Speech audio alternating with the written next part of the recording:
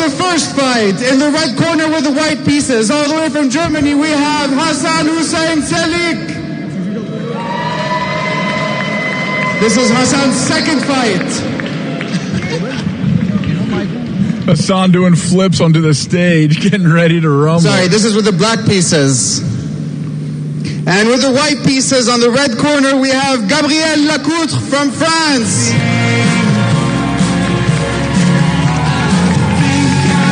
This is the under 95 kilograms.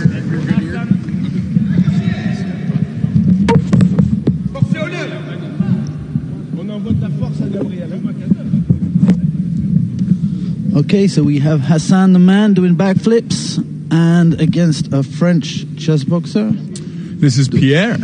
Pierre, vive la France! Is that right, Guillaume? With a French, with a red shirt. All red right. jersey. First things first. While this game gets started, we'll talk about the opening. But I'd like to introduce myself, and I'd like to introduce my co-commentator tonight. My name is Matt Thomas. I'm from the United States. Unfortunately, the only American here this weekend. Well, unfortunately, we like things that are unique. No Team USA. We're going to do better next year. But I'm sitting next to the GOAT of chess boxing, the undefeated, the recently featured in a film doing the rounds at film festivals all over the world next year. Fingers crossed. Yeah, Carl, how you feeling? You ready for these? I'm feeling great. I'm just really worried that if I have to stay a week, how many kilos I'm going to put on it because of the pasta and the pizzas and the. Don't forget the gelato. It's a sin to forget the gelato. Oh, I got the Aperol Spritz to think about too. And a massive shout out to Volfango, the organizer for this World Championship. We are in beautiful Riccione, Italy. How'd I do? I get it? I think you got it. I got it. All right, cool. Next time it has to be in Rimini. It's easier to pronounce. All right. Yeah, good call. Yeah, we'll do a little tour of the world, and drop in the comments if you want us to come to your city, if you want chess boxing to come to you, let us know. But let's dial in here. We have the opening underway. It looks like we've seen at least a pawn come off the board. What do you make of this position? Might be a second one there with that Queen C8. He's no longer defending the pawn on E7, so just the rook can just sort of come up and sway out. So that's being protected. You saw it. Yep. So rook E8 protects that pawn that Carl was just talking about. Okay. So what? And now we've equalized. Now we've gone back. And he blundered a. Yeah. A piece. Blundered a piece, so he's down 3.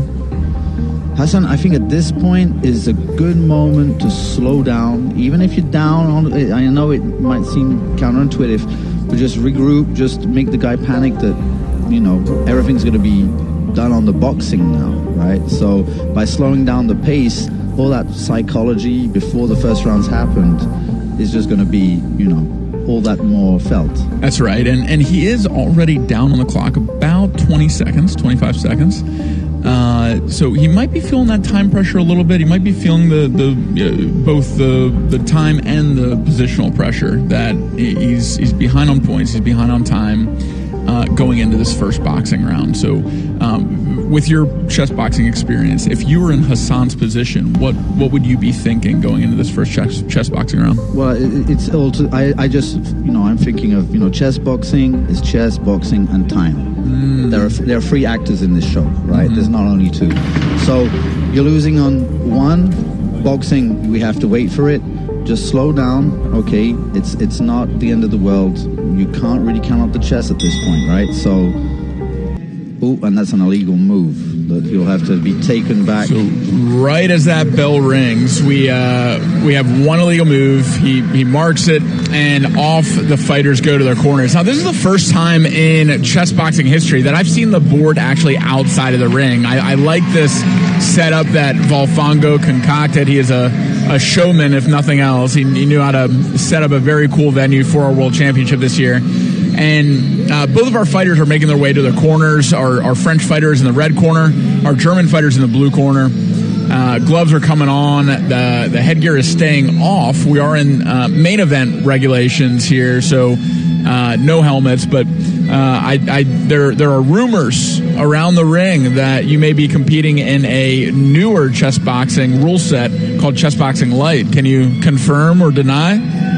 I can let it float as an idea before to create a bit of a suspense. But yes, I'm not sure I have an opponent yet, and I would prefer to fight something maybe around my chess level who hasn't won to fight yet and wants this lighter version, rather than I think the show is off and we kind of have to put our attention back.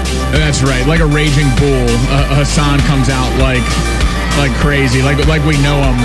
Like German Hasan, fighter, yes. Like we've seen him in Paris, like we've seen him in SED. He comes out guns a-blazing, swinging hard. He really likes this peekaboo style. He reminds me a lot of Joe Frazier. A very, very busy, bouncy, making his way in to land these looping shots. Not a whole lot of straight shots. He really comes in with these overhand rights, these weird angles, very unique style that Hasan has. I must admit that Gabriel is taking it extremely well and staying focused. I'm seeing his focus. He's taking the punches. He's not deflecting his eyes from Hasan, and he's basically waiting maybe. Yeah, the problem with Gabriel right now, though, is that he's pushing more than he's punching. He's just trying to push Hasan off over and over again, and he's eating shots when he comes back in. It's not working. He needs to create space and then throw the jab. Make him respect the jab. Keep the distance between him and Hasan, so he's not always up in his face, landing these hooks again and again. This is a one-sided round so far. It's definitely one-sided. I'm just thinking, oh, well, there you go. There's some counters. Oh, he's taking it for the show. He's taking it to give a big overhand right. Oh, and another. Okay. It looks like they're just opting to trade now. I think the ref is right in not stopping it because each of them are taking big blows, but they're giving them back. It's true. And it doesn't look like these are actually doing serious damage. Gabriel's doing a decent job of rolling with the punch, not going into it. He's absorbing it. And Hasan, I don't think he feels pain. Does he know the meaning of the word? I don't think so. But this is definitely, this is a show. Talk about entertainment. This is back and forth. This is what you want when two chess boxers enter the ring. It's shot after shot, missing. There's definite fatigue here. I think maybe both fighters showing some of their experience. These are two of our newer fighters. Gabriel is new to the Chessboxing France team, and Hasan is in his third fight. Guillaume is losing his mind. Just sitting there trading. This is one of the best. Gabriel is no longer really throwing punches. He's making it look like he's throwing punches, but there are not hips or shoulders in it.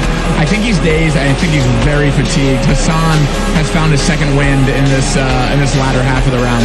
It's something you don't see much in amateur boxing for the simple reason that everybody has to, you have to pace yourself to make the other rounds.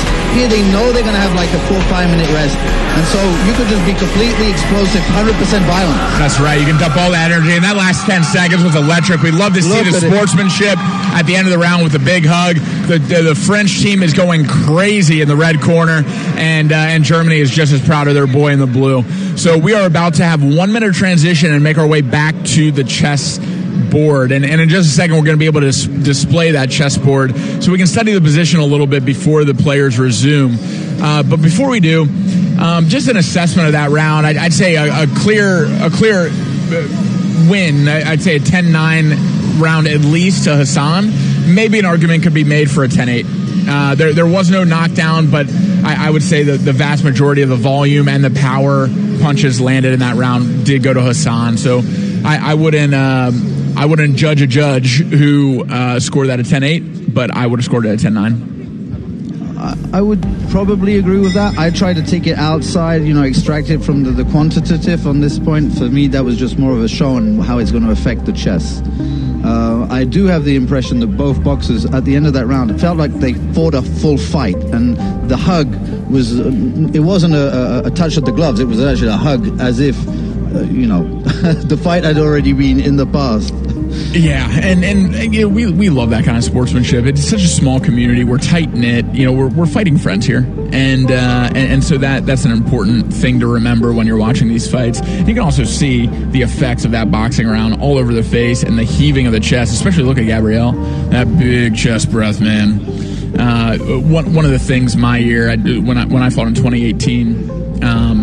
I really focused on breath work in between rounds. I did a version of breath from yoga called Kapalabhati, or fire breath, to psych myself up before boxing rounds, because you get really cold. To your point earlier, that 5 minutes in between rounds is a lot of recovery time, maybe too much recovery time, to where you exit that fight or flight state, you dump adrenaline, your heart rate slows. You don't want to start a boxing round that way, so you want to psych up your central nervous system again. And I would do the opposite before a chess round. I'd really try to focus on exhaling longer than I inhale.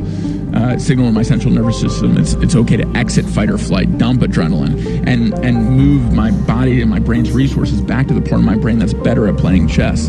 So I'm not playing chess from my primal part, my caveman part that knows how to fight, playing chess from the part of my brain that's good at visualization, good at pattern recognition, good at thinking moves ahead. And I hope that as we move forward as a sport, those little kinds of iterations and alterations to how people treat even things that seem not as important in between rounds continue to evolve. And with it being such a young sport, I'm sure you've seen the same kind of evolutions. Well, what's going to happen is at some point the fighters, those who've experienced it, are going to become trainers. And that hasn't happened really yet, right? So when that does happen, we're going to gain a whole lot of experience of the little things. I was telling Thomas earlier that, putting your arms on the ball, like they're doing now, right? I never do that because that could tire my triceps. So I'm always thinking all the little things. And yeah, breathing between rounds, even if I'm going to lose a little bit of time on the clock, I prefer losing it for doing a proper breathing than rather losing it because I'm actually thinking about chess moves. Great points. Those little tricks can make all the difference. And we said earlier, it's not just chess, it's not just boxing, it's not just time either. It's state change management. How do you transition between two opposite activities? How do you control your brain? How do you control your body to be able to perform to its best ability when you're doing each opposite expression? 10-second count. Hasan still got 29 seconds, so is gonna go through that round. We're gonna see another round of boxing. And there's the bell. We're coming back to the boxing ring. And sorry we didn't have the DGT active during that round. We couldn't talk too much about the chess. We are in and out of technical difficulties with the chessboard. Just like in mainstream chess, sometimes that happens. It's not a perfect science here. There was a lot of things hanging. The king, Hasan's king, was slightly in danger, I think. But the main thing here is the time. There's like a 2-minute difference, and Hasan's down to 28 seconds on the clock. So there won't be. I think that this has to be the last round of boxing anyway. I'm not sure. Yeah, and just to circle back to that same time component, if last round was urgent for Hasan in the boxing ring, knowing that he was behind on pieces, now it's even more urgent. It's very unlikely for Hasan to make it out of this next chess round, so we're going to see him come out knowing he needs to finish the fight in this boxing round. Have they got fatigue from the last round? Have they recovered during? What do you think? Like there are certain states, certain cardio systems. Oh my God! Huge overhand right lands for Hasan. Another right lands. That looping overhand right. Oh, give it another straight to the chin. Gabriel just keeps eating them again and again. Oh, he's down. That overhand right keeps landing and finally put Gabriel, the French fighter, off his feet onto the ground. We're in the first 30 seconds of this round. There are 2.5 minutes left for Hasan to be able to finish this fight. But that might have been, that energy system, which is that, 10 to 15 second explosion. And maybe the other energy system, the one that comes after that, not the aerobic, but the one in the middle, maybe he will feel tiredness in about... time will tell, but there's another stoppage. Another big right hand lands, and that's 2 stoppages in this round. That's over in this match. It's only 2. And there it is. It ends in the first minute. Hasan able to save himself from timing out on the chessboard, able to save himself from a chess position that was lost, and able to finish his French opponent by TKO. First, a knockdown, clean knockdown off his feet. Second, the ref steps in. Gabriel was no longer intelligently defending himself, and those overhand rights were landing again and again. Good call by the ref to call that one. Very difficult style to deal with, especially that there's a lot of head going very low. So even the ref doesn't really know what to do with that, and you don't see the punches coming. It's a little bit style, but it's styles make fights. I would have loved to see more uppercuts from Gabriel. I think what was missing from his defense was a step back rock step and using his hips to throw an uppercut. I think if he caught the chin, he would at least make Hasan respect that he shouldn't bull rush with his head down, and maybe would have landed something that would have stunned or further fatigued Hasan. Most definitely. Yeah, a bit of a sidestep, a bit of a footwork, some kind of management other than what was predictable from him after the first few minutes.